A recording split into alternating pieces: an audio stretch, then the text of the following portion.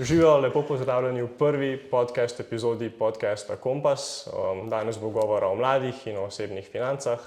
Tako, ja, in danes se bo z najnim gostom pogovarjala o tem, kako dobro pripraviti pregled nad prihodki in nad odhodki in o tem, kako dobro začeti varčevati s denarjem in pa tudi malo o investicijah, kakšne so dobre ali pa slabe stvari. Z nama je gost Andrej Paškraba. Mnogi ste se verjetno že srečali z njim enkrat tekom osnovne ali pa tekom srednje šole, ko se je kaj zalomil pri pouku matematike, ko je prišla njegova platforma Astra.si oziroma danes Astra AI zelo v pomoč. Ja, tako. Po izobrazbi si ekonomist, pardon. Drugače pa se tudi ukvarjaš s podjetništvom in letos je ta platforma Astra AI tudi bila nominirana za startup leta, tako. Čestitke.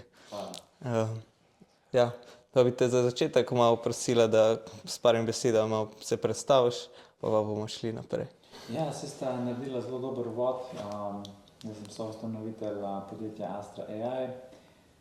Ukvarjamo se z tutorstvom, se pravi z nudenjem tutorskih storitev za matematiko pa druge predmete, ampak to počnemo z umetno inteligenco, ne? Tako da nekako smo zdaj zajadrali ta val.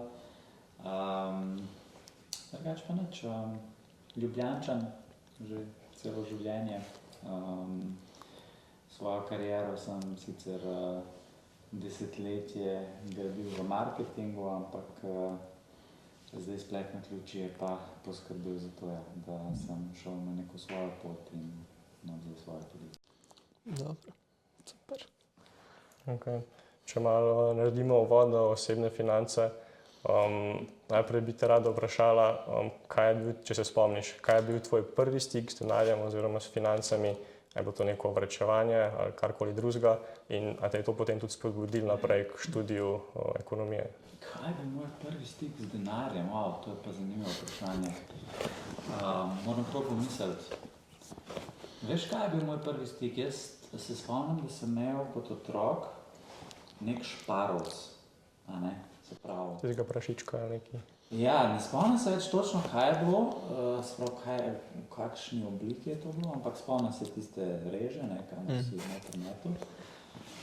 In vem, da sem kot otrok na šparu to, da sem si, oziroma mi je mami pol kupila Lego Duplo policijsko postajo. Okay. To pa je. Veliko šparov, tolarjev, takrat so bili še tolari. Tako da, evo, to po mojem je moj prvi stik z denarjem, no, koliko sem bil to star, kaj sem, 4-5 let, nekaj tazga, zelo majhen. Ampak da sem pa resno začel razmišljati o denarju, je bilo pa, kaj sem, po mojem enkrat v srednji šoli, ko se tako malo zaveš, Da ga rabiš. Tako, da ga rabiš, da je to neka stvar, neka je, ali pa ne, nek pojav, ki lahko tudi narekuje nekako tvoje življenje, ne. Mogoče pa v neki starosti, mogoče tam enkrat v osnovni šoli tako malo začneš razumeti, da tudi nek ekonomski vidik obstaja in da nismo vsi enaki v tem ekonomskem vidiku, zato ker prihajamo iz različnih družin, ne, in različne družine imajo različno ekonomsko ozadje. In po moje je to bil prvi nek stik, ne, ko vidiš, da nekdo nekaj ima, nekdo nekaj nima, ali pa ti nimaš in pol mogoče v svoji glavi začneš to malo rangirati. In sem tako v bistvu sem začel o denarju razmišljati. Pol pa proti koncu srednje šole, ko se je bilo pa treba odločiti, kam bi šel študirati, sem se pa odločil za ekonomijo, ker sem nekako si želel delati nekaj v biznisu, ampak nisem takrat dobro vedel, kaj je, ne. Sam nekako tako čutil sem, da je to prava odločitev, da bom verjeten tam nekaj o tem slišal. Okay. No, katera odločitev v mladosti v finančnem smislu je pa, se pravi, tako najbolj vplivala na tvoj pogled do denarja zdaj, kaj ga imaš? Ja, to so bile po moje neke želje, ne? Ali pa ne vem, neki hobi, ali že sem celo svojo mladost, to puberteto, mladost sem bil gamer, ne? In pa sem vedno hotel imeti dober računalnik, ne? In če si hotel imeti dober računalnik, si razumel, da dobre komponente veliko stanejo. Tako je. Iz tega, ne? Ni denar bil tista neka prva stvar, ampak nekaj drugega, se pravi, nekaj si želel, nekaj si pač želel, ne? In pol sem v bistvu začel razmišljati, da če hočeš si nekaj kupiti, kar ti všeč, da rabiš denar, ne? Tako da to je bila, ni bila niti to neka odločitev, ampak neka potreba, oziroma želja, dajmo tako reči, želja, ne? Želja po nekih dobrih stvarih. Tako. In tukaj se mi je začela pol oblikovati neka tudi miselnost o denarju. Okay. Se ti zdi, da je odnos mladih danes do denarja drugačen v primerjavi z odnosom generacij za nami, naših staršev? Smo mi mladi bolj nagnjeni potrošnji kot varčevanju? Se ti zdi, da je to nek trend? Ali... Mislim, zdaj ne preučujem tega zelo tako strokovno, ne? Bom samo govoril, kaj opažam. Sigurno se to iz generacije v generacijo spreminja, zato ker se tudi svet okrog nas spreminja, ne? Tako da mogoče generacija naših staršev je na to drugače gledala, ker so se tudi recimo vsi rodili, ali pa večina se jih je rodila tudi v drugačnem ekonomskem sistemu, ne? Tako da Slovenija polka je prišla nekako na to tržno gospodarstvo. Imamo mi to zdaj kaj dobrih 30 let, ne? Nek tak sistem in mi smo zelo mlada tržna ekonomija, nismo, ne vem, tako kot Velika Britanija ali pa ZDA, ki so že čez 200 let, ne, v tržnem kapitalizmu. Tako da že tukaj se verjetno kaže velika razlika. Zdaj mladi, pa spet odvisno, ne, mogoče zaradi teh družbenih omrežij se je dosti lažje primerjati s celim svetom pa videti, kaj drugi imajo, kaj ti nimaš in mogoče pol na veliko stvari gledaš skozi prizmo financ. Okay. A pa se ti zdi, da so tako, da mladi, da so dosti podočeni o teh finančnih zadevah, ali bi mogli to bolj se podočiti v osnovni ali pa tudi pol še v srednji šoli? Mislim, zdaj, kaj je sploh merilo, ne, da si ti o tem podočen?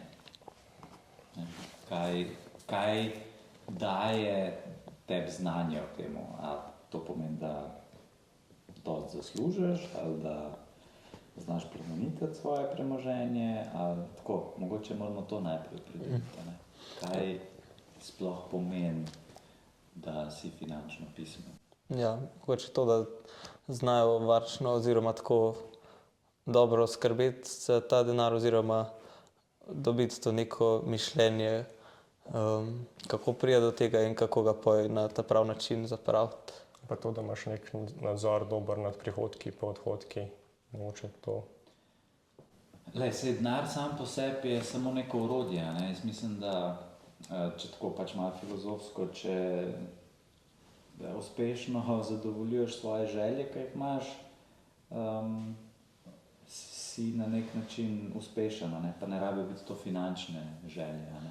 Lahko je to želja po, ne vem, družini, imeti dobro kariero, delati to, kar te veseli. To niti ni nujno povezano z denarjem, ne. Vse denar verjetno dotika tega v nekem aspektu, ampak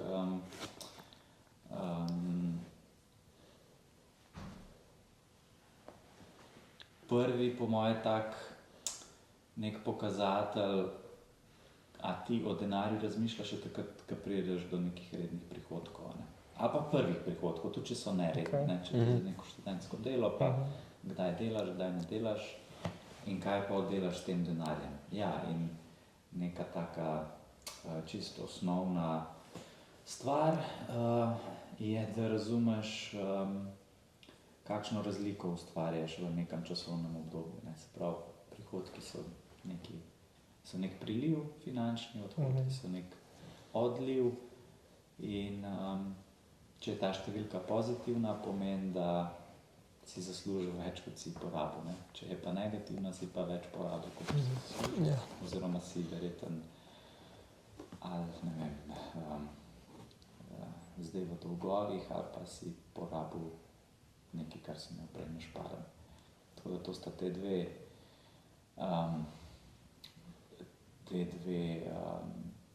kako bi temu rekel, ta dva pojava, pol imaš pa še, če imaš presežke, a zdaj varčuješ, se pravi, da samo ne porabljaš naprej ali pa investiraš, kar pomeni, da z upanjem na nek donos oziroma z pričakovanjem na nek donos upaš, da boš v prihodnosti lahko imel več.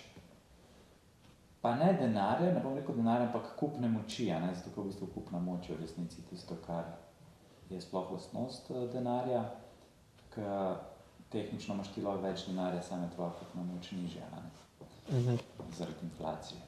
Ja, tako. Tako da po temu lahko pol začnemo malo soditi, a mladi imajo neko znanje o financah, pol naprej je pa, a znajo zaslužiti nekaj denarja, kako to naredijo, na kakšen način, pa pol kaj delajo s tem denarjem. Pa mogoče veš, kje ali pa kako bi se dali te informacije za mlade dobiti, oziroma kje bi oni to, oziroma kako bi se spoznali s tem in razumeli, kako se ukvarjati z denarjem in pride do tega. Pač na internetu recimo zelo veliko enih informacij, če imaš mogoče kakšen predlog, kakršenkoli spletni vir ali pa knjigo, ki se ti zdi, da je nek dober uvod v svet financ. Za neke začetnike. Veš, ko rečeš v svet financ, to je zelo širok pojem. Tako, kad me vprašal, veš, kaj je dobra knjiga za uvod v zdravje. To malo ful enih področja. Ampak mogoče sam tako razmislek o denarju, pa nekih osebnih financah, bi jaz rekel, Morgan Housel je napisal ful dobro knjigo Psychology of Money, ki ima tako 20 poglavij in v vsakem poglavju je nek aspekt osebnih financ opisan. In ta knjiga je bila meni recimo najboljša, ki sem jo jaz prebral. Če sem 6-7 let nazaj. Da to recimo bi priporočil. Imaš pa ogromen informacij na internetu o tem. Dosti teh člankov pa tudi tega, okay. Ja, in velikokrat mladi mislijo, da zdaj boš pač prebral neko knjigo o financah in pa boš kar vse razumel.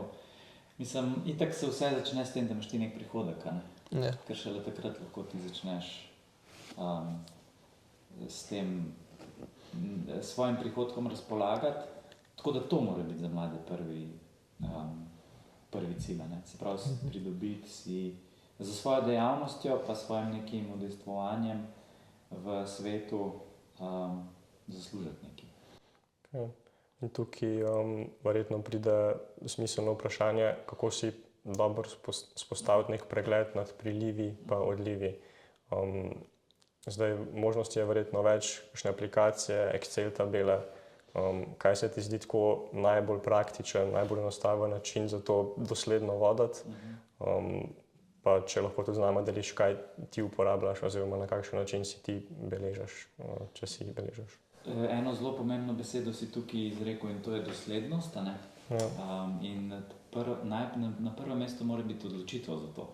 Da boš to sploh počel. Ne pomaga ti, lahko si 100 aplikacij naložiš, ampak če se ti res za to ne odločiš, veš, na koncu si lahko ti to samo en blokec pišeš te zadeve, Jasno, lažje je, če v neki elektronski obliki.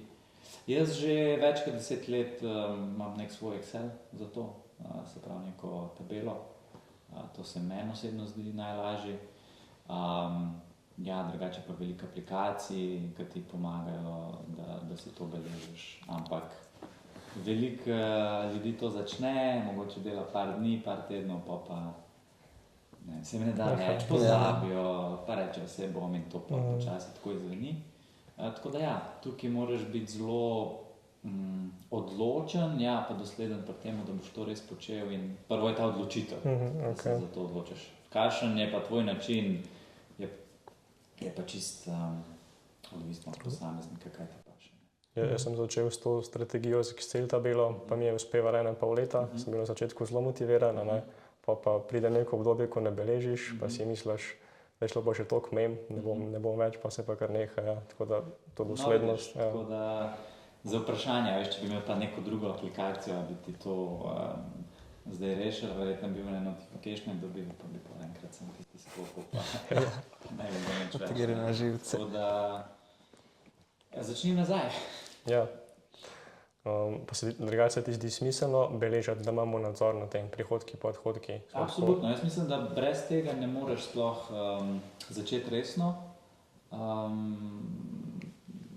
upravljati z svojimi financami, če tega ne delaš, zato ker enostavno nimaš nadzora. Ne? Meni je to zelo fascinantno, da ne vem, mogoče vprašaš tudi kakšno starejšo osebo, ne vem, kakšne imaš pa mesečne stroške in neki tam računajo v glavi in ne vejo točno. Tako da, ja, jaz v bistvu že to zdaj toliko časa počnem in mi je čist, je to res rutina, tako. Tako izgleda, da si recimo zvečer, ko prideš domov, pa si pač zabeležaš, ali že pač tekom dneva, ko... Čist mešam, ampak tako, tudi če je kakšen dan, ko to ne naredim, veš, vse večina zdaj teh transakcij naših je elektronskih, tako da greš lahko v banko pogledati, pa pač vidiš, kaj si naredil. Ne. Če z gotovino plačam, pač vzamem račun, pa si pa doma zapišem. Nimam zdaj tako nekaj ful strogo, da ob 8 moram pa to narediti. Je to neka pač taka navada, ki jo pač redno počnem in je bolj čuden, če ne naredim tega. Kaj je že toliko dolg zdaj, ne? Tako. Okay. Pa se zdi finančna neodvisnost mit ali resnica. Sprav, zdaj mladi verjetno kakšni sanjajo, da bi bili ful uspešni in s tem pač imeli dosti premoženja. Pa me zanima, kaj ti misliš na to, na ta pojem finančna neodvisnost, pa če je sploh uresničljiva v današnjem svetu. Mislim, sigurno so neki nivoji, ne. Meni je zelo všeč ta v bistvu koncept, da vsak bi mogel najprej doseči finančno zaščito. To pomeni, da bi vsak mogel našparati za 3 do 6 mesecev svojih življenjskih stroškov. Ne. Se pravi, da je to neka količina denarja, ki jo imaš prav v denarju, nimaš v nekih pač ostalih finančnih inštrumentih in imaš to nekje na strani. Ne. Lahko je to ločen račun, gotovina, whatever, ampak da imaš do 3 do 6 mesecev. Tako kot emergency sklad. Tako, pač tako kot nek fond, iz katerega ne jemlješ, ampak če se karkoli zgodi, ne vem, zgubiš službo, zgubiš prihodek, da pač imaš to. Ne. Za ziher. Ja.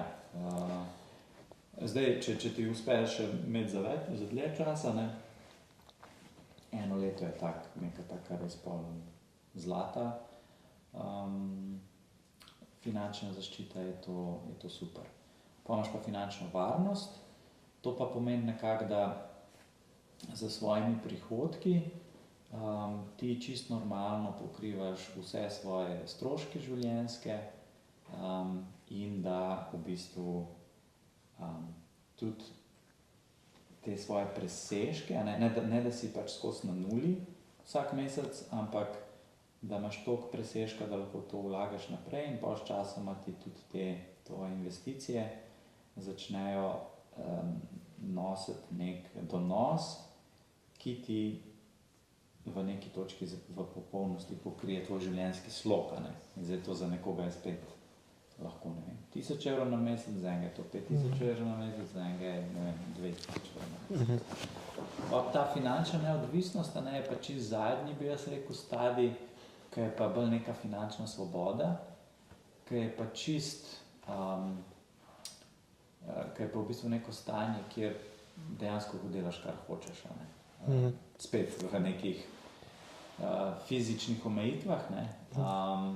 In tudi tukaj so pa neki nivoji. Ne? Zdaj, kupiš neko podjetje lahko, ali kupiš nogometni klub, ali pa ne vem, letalsko družbo so spet nivoji.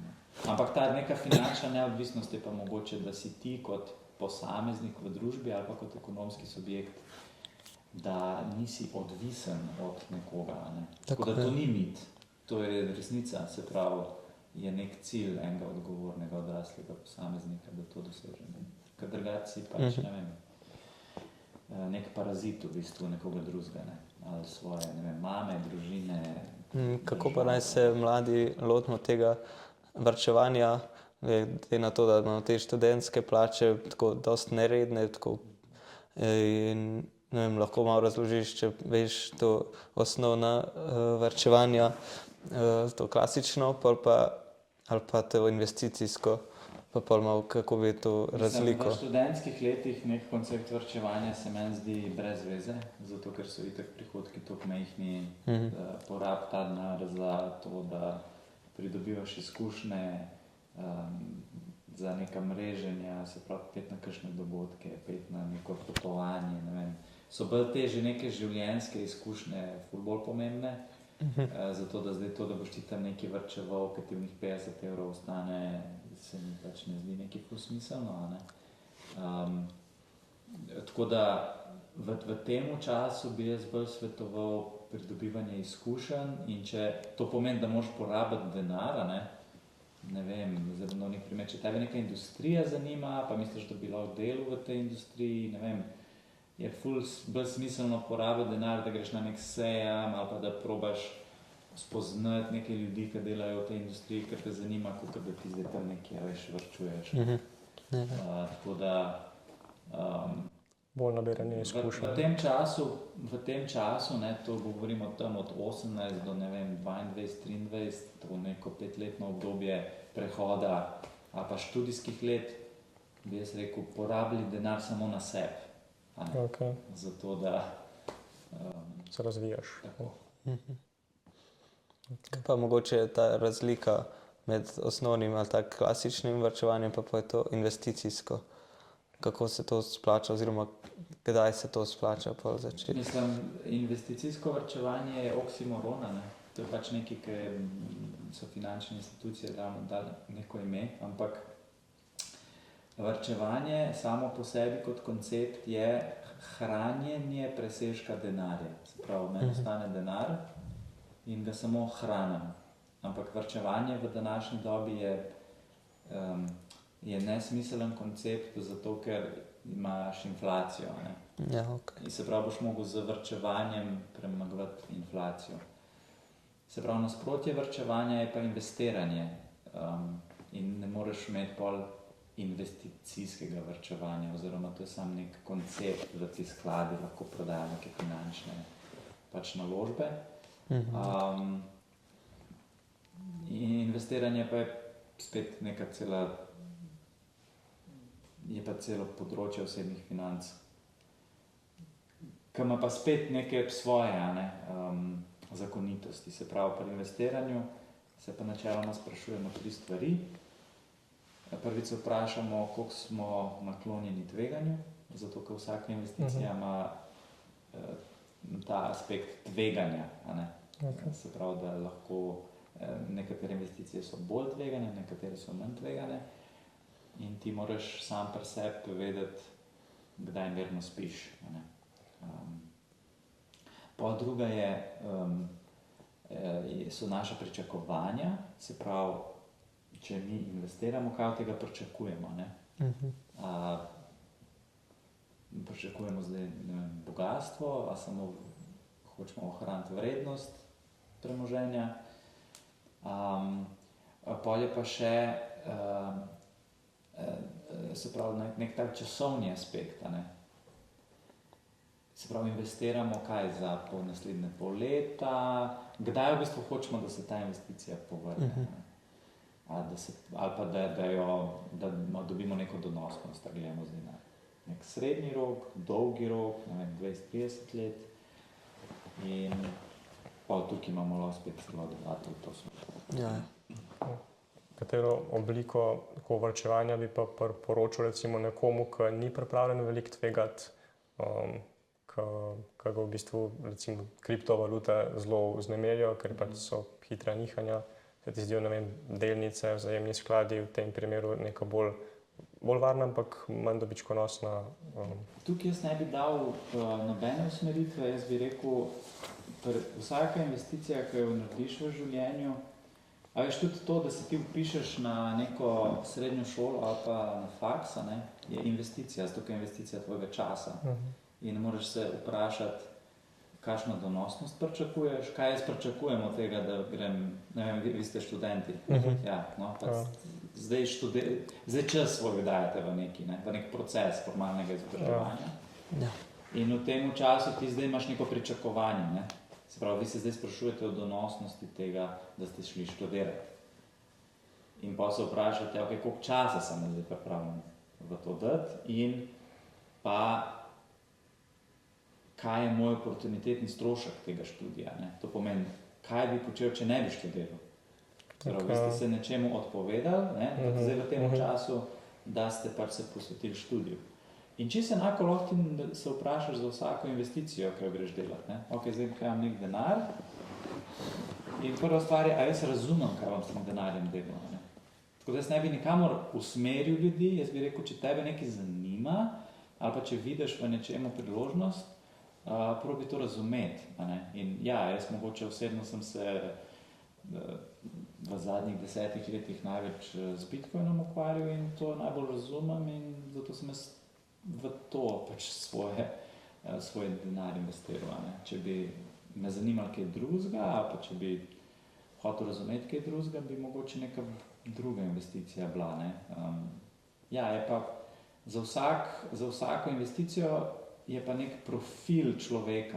Zdaj enim bo boljš vlagati v delnice, enim bo boljš vlagati v nepremičnine, obveznice, zlato, kovine, eni bojo pa svoje podjetje naredili in bojo pač svoj denar v svoje podjetje vložili. Tako da, kaj bi zdaj priporočil nekomu, probi razumeti, kakšen človek si, a to, da boš kupil nekaj oziroma investiral svoj denar v nekaj, koliko te zdaj to živcera, tako po domač povedan, koliko to razumeš, kaj si sploh naredil. Ja, in potem vsa ta vprašanja, kaj od tega pričakuješ, kakšna je tvoja časovna zdaj preferenca, pa koliko si naklonjen tveganju. Okay. Prej si že omenil ta Bitcoin pa to, pa me zanima, če bi lahko z nama delil to tvojo izkušnjo z kriptovalutami, pa to, kako se mogoče mladi, ki bi se želeli s tem ukvarjati, kako se pripravijo na to, pa kje najti te informacije za to, da se podučijo o tem ali pa v tem smislu.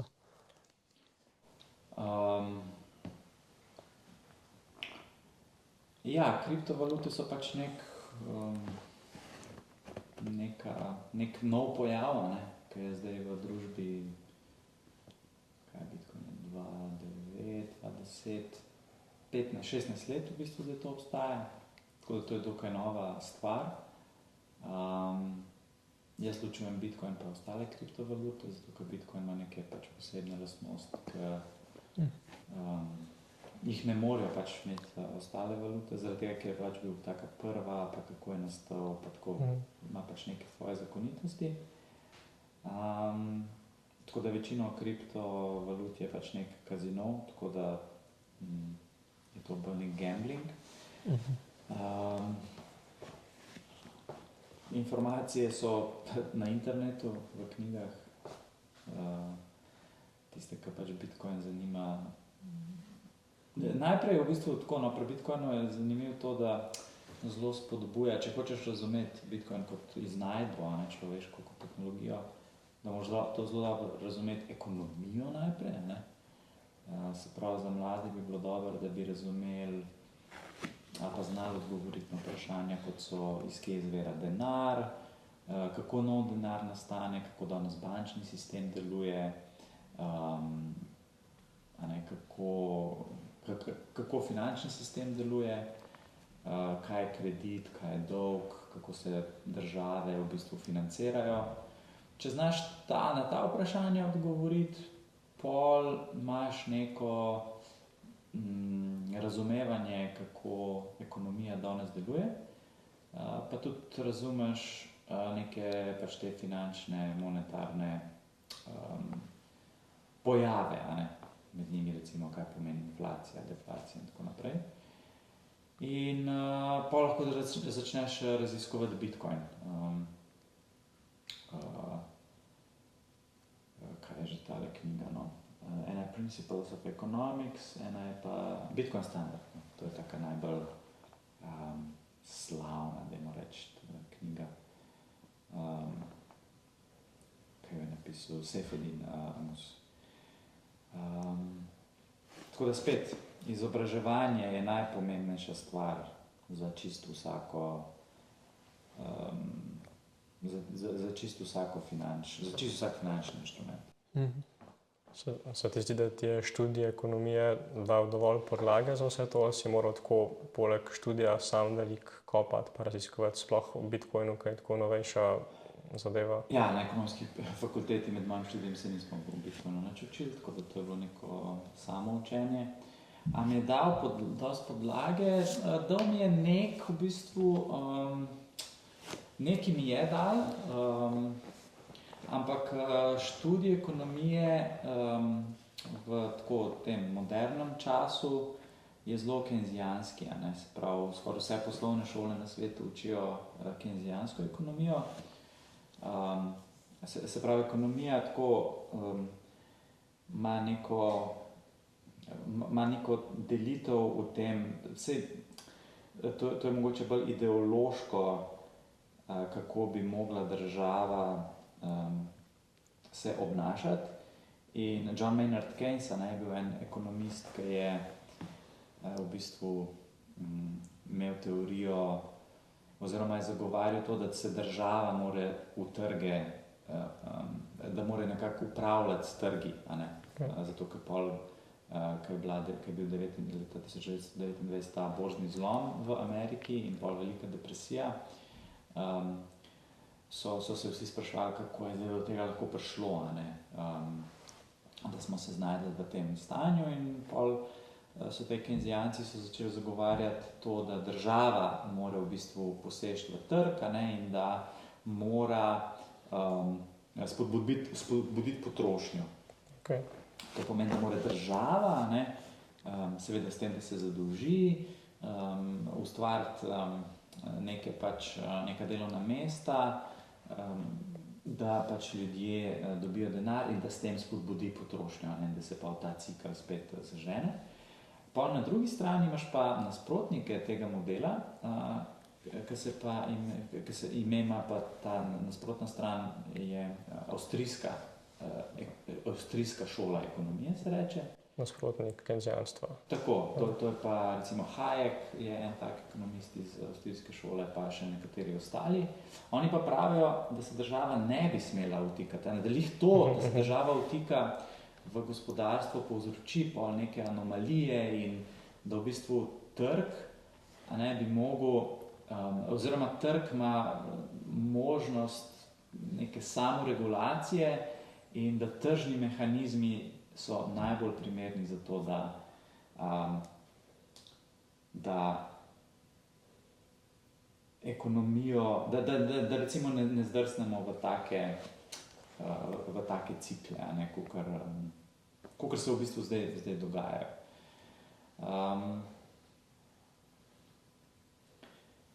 In pol, ko začneš o tem brati pa razmišljati, to sem seveda mogel izven študija, pol začneš v bistvu lahko kritično razmišljati o tem,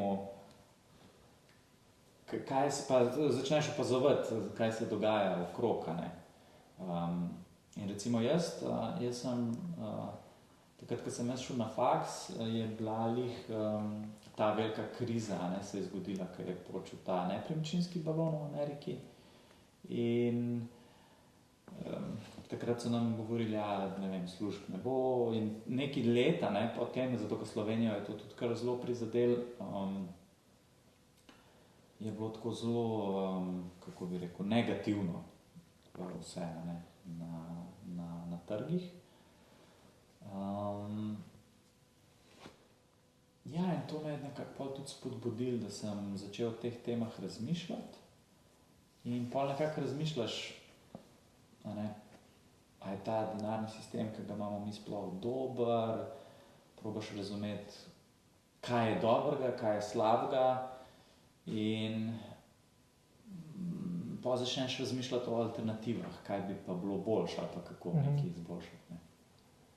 Ja, in Bitcoin se mi je zdel nekako zanimiv pojav ali pa zanimiva tehnologija, ki bi nekako lahko mogoče to malo postavila na boljše ali pa pravo mesto. Okay. Ja, pa da se vrnemo malo nazaj na temo mladih. Kaj so po tvojem mnenju tako največje pasti v finančnem svetu oziroma s temi financami za mlade, pa kako se jih mogoče izogniti ali pa se jih obvrvati? Mogoče pasti za mlade, to je taka spet malo filozofska, je, da ti bo več denarja prinesla srečo. Ni neke korelacije tukaj. Do neke mere je, ampak velikokrat imajo mladi napačno predstavo o tem. Pa je to neko primerjanje, ne, se pravi, da nekdo, ki ima več denarja, je ziher bolj srečen. Pa mogoče čisto konkretno so pa neki MLM-ji, se pravi, mladi so na začetku zelo podvrženi temu, da vstopajo v neke, se pravi, da so naivni, da mislijo, da lahko hitro prideš do denarja in pol nasedejo mogoče na kakšne obljube ali pa padejo v kakšne nesmiselne ali pa neumne finančne, naredijo neke finančne poteze. MLM je to pomeni multilevel marketing firme, ki so v resnici tako zapakirane ponzi sheme. Herbalife je zelo tak znan primer, kjer v bistvu ti prodajaš neki izdelek, ampak v bistvu glavno je, da novačeš nove člane v to, da tudi to prodajajo. Tako da veliko mladih, ki so mogoče malo naivni ali pa ne pogledajo toliko kritično, si v teh študentskih letih kdaj malo zafrkne, to, v kaj takega zapadajo. Ja, pa kaj so še kakšne take stvari, zapravljanje keša za neumnosti, da ne porabljaš zase, ampak bolj za neke, ne vem, zabave, alkohol, brezveznosti. Ki pa tudi družabno omrežje najbrž dost doprinesejo k temu lahko. Ja, ali pa neki skemi prav, se pravi, neke, da te nekdo nagovarja v neko investicijo, ki je ti ne razumeš, in ja, v kripto je zdaj bilo veliko takih stvari, da v bistvu vlagaš v nekaj, kar ne razumeš, pa je to v bistvu skem oziroma prevara. Če govorimo o varčevanju, mogoče še eno vprašanje glede mladih in nepremičnin. Pač vsak oziroma večina si želi enkrat, ne vem, po študiju iti v neko svojo nepremičnino, pač biti na svojem. Kaj bi rekel mladim, ko rečejo, da cene nepremičnin rastejo hitreje, kot lahko varčujejo sami? Mislim, z varčevanjem ne boš prišel do nepremičnine, to se mora vsak zavedati. Do nepremičnine prideš tako, da ali dosti zaslužiš, ali pa pač vzameš kredit. Za večino je kredit edina opcija. Ali pa podeduješ nepremičnino. To je pa še tretja možnost. Dejstvo je, da na zahodu večina ljudi živi v najemniških, se pravi najema nepremičnino oziroma tam, kjer živi. Tako da to je en tak mal poseben slovenski pojav, da tak velik procent ljudi živi v lastniškem stanovanju ali pa lastniški hiši. Ta procent se bo sigurno zdaj z generacijami zmanjševal, in tudi vidimo pri nas ta trend. Tako da verjetno bo zdaj večina mladih se mogla sprijazniti s tem, da bo vsaj na začetku ali pa tudi večino življenja preživela v najemniški obliki, ne bivanja. Tisti, ki bojo pa se pač zelo zavzeli za to, bojo pa mogoče tudi prišli do svoje nepremičnine. Jaz osebno najemam že pač od začetka in tudi ne vem, neki ful se mi ne mudi oziroma ne vidim smisla, da bi zdaj toliko velik del svojega premoženja dal v neko lastniško nepremičnino. Okay.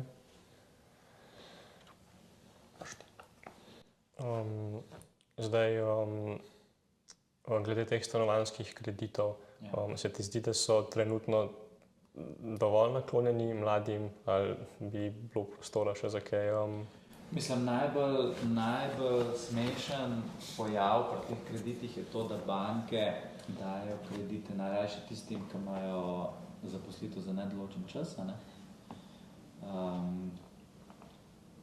Če pa ti kot, ne vem, SP na trgu služiš več kot nekdo, ki ima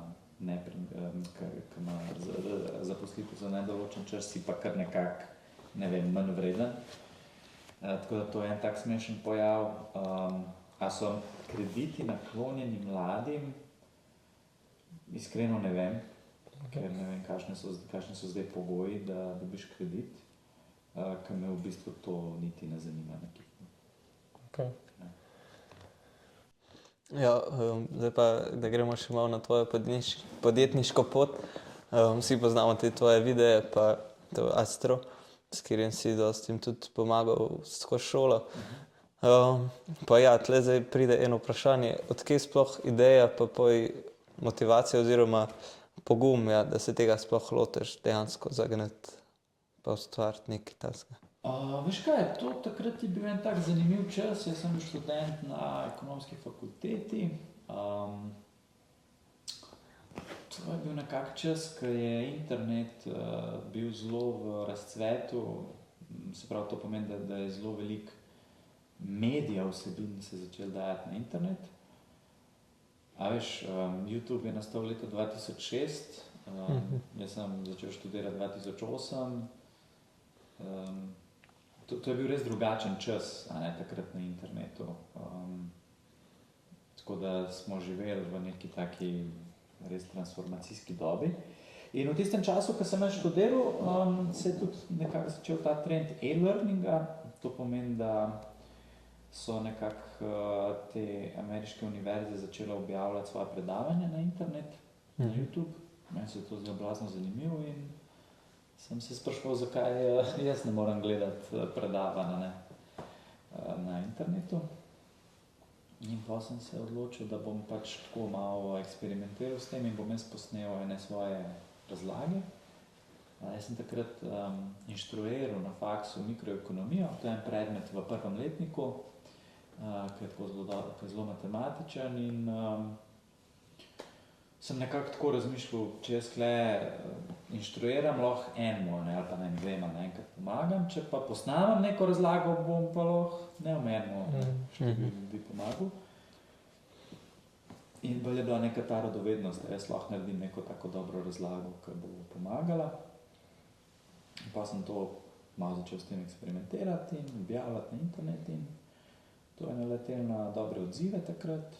In to nekako mi je dalo motivacijo pa vse naprej, ko vidiš nek pozitiven odziv.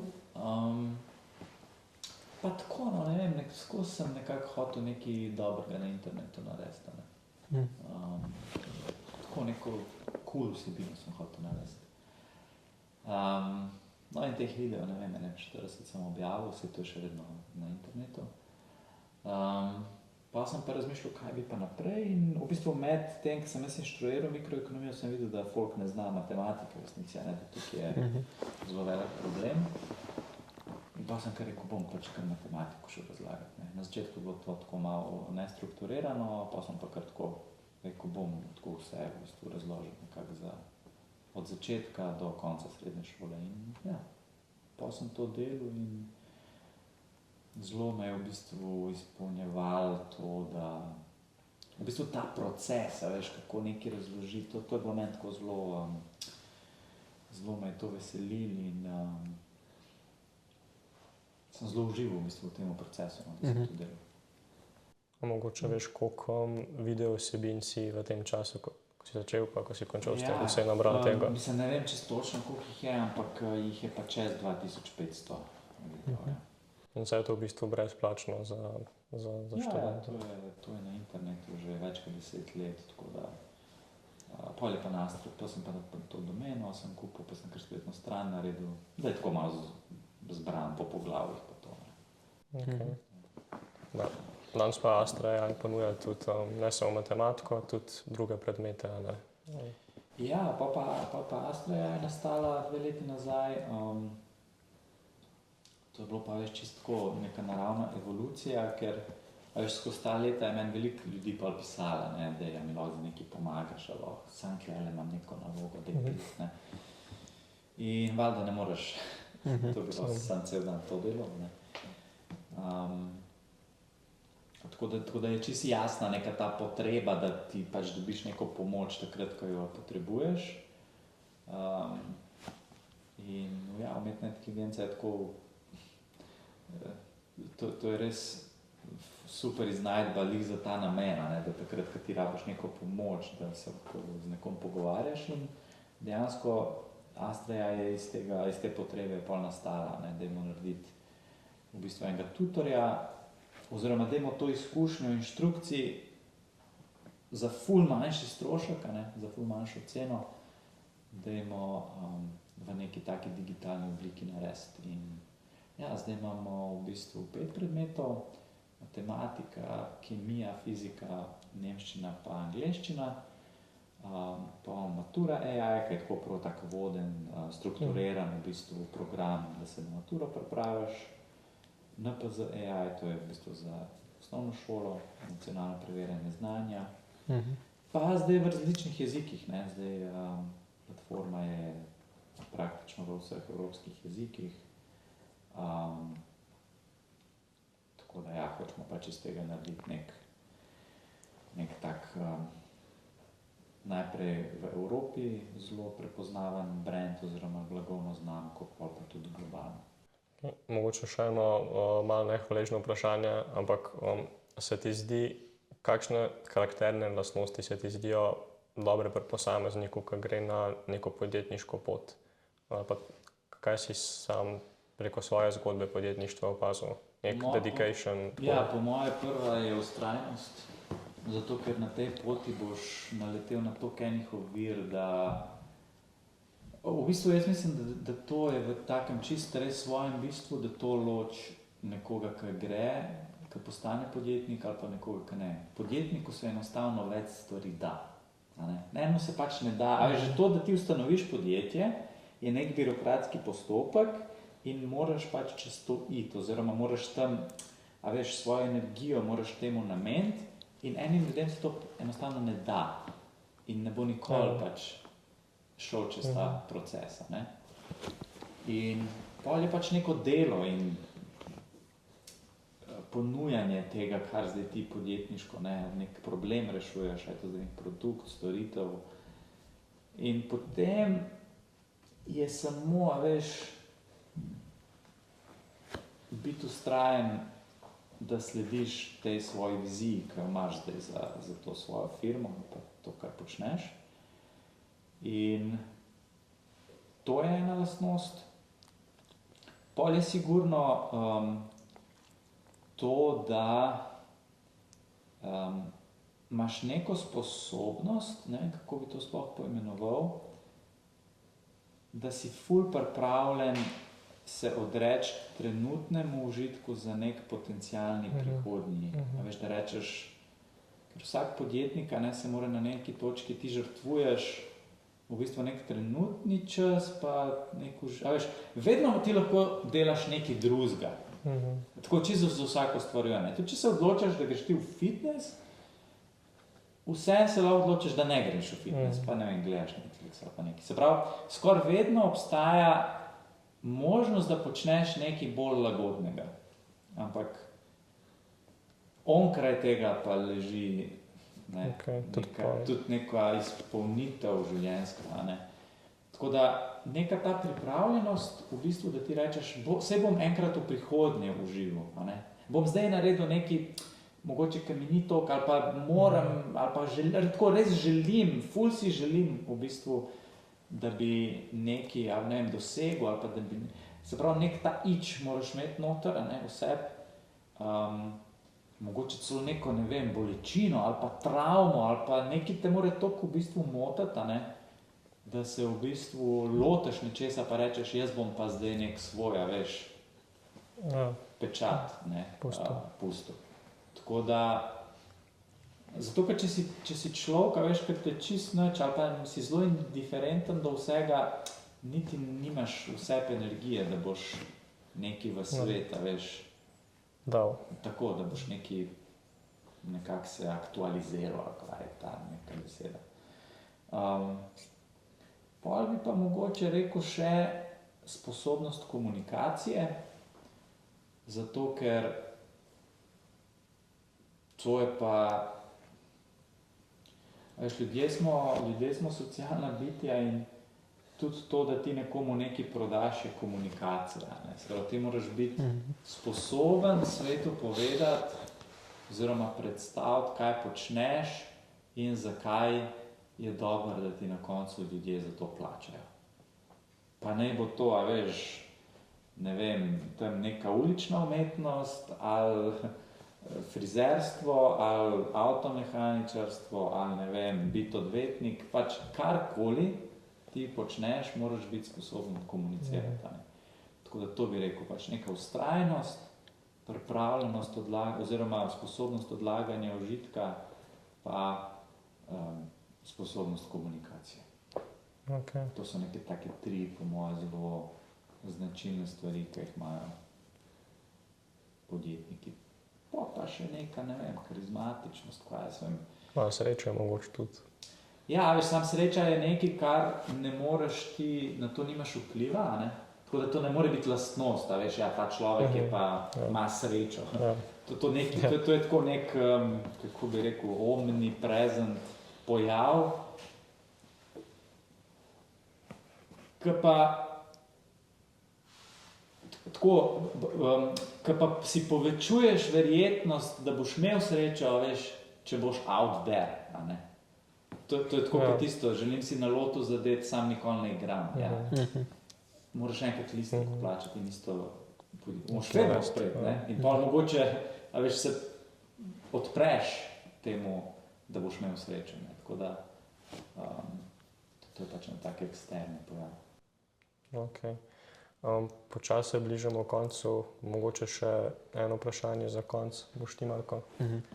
Tako, kaj je tisti en nasvet, finančni nasvet, ki bi si ga želel slišati pri 18 letih? Ne vem, kaj bi si želel slišati? Kaj sem takrat razmišljal? Pri 18, kaj sem si želel slišati? Ali pa kaj bi si zdaj želel, da bi takrat slišal, recimo, kaj bi ti koristili za takrat? Ne? Da bi ti pa krajšal. Ja. Ne vem, jaz sem kar zadovoljen, tako kako sem v bistvu vse naredil.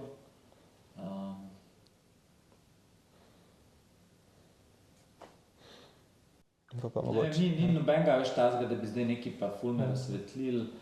Izobraževanje, se pravi, probi razumeti, ne.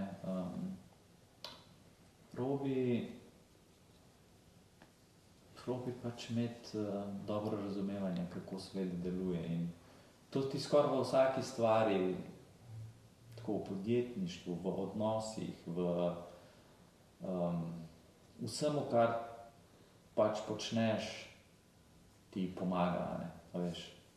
Če boš rekel, zdaj hočem, ne vem, biti ful zdrav, ti bo pomagal, da razumeš biologijo človeka, a veš, mislim, tako, take stvari, ne. Tako da jaz to znanje pa razumevanje tako zelo dajem na nek pedestal tukaj in vedno v to usmerjam ljudi pa mlade, ne. Sprav, dajte sam imeti še več, pa še več znanja o neki stvari, ne. Tako, in tudi pri osebnih financah.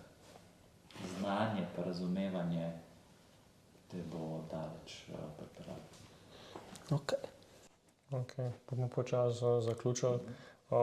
Še enkrat res hvala, da si vzel čas za naju, za tale podcast. Hvala za vabilo.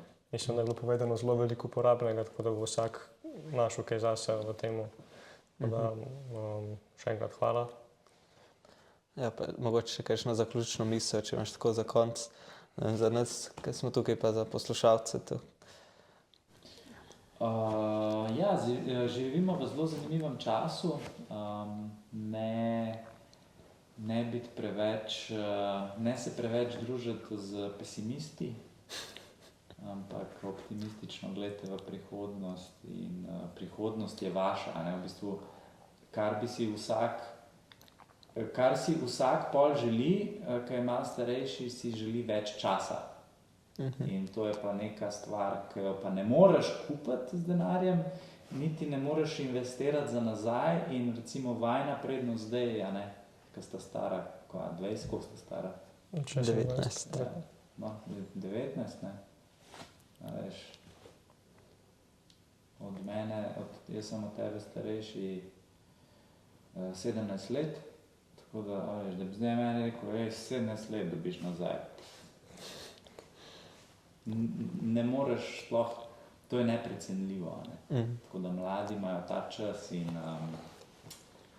to je v bistvu zelo veliko bogatstvo. Treba izkoristiti. Hvala. Tako, pa se še zahvalim našim gledalcem. Upam, da vam je bil podcast všeč in pa followujte naš YouTube kanal, kjer bojo te oddaje objavljene in pa se vidimo. Pa pofollowujte tudi naš Instagram profil, tako da se vidimo v naslednji oddaji. Hvala.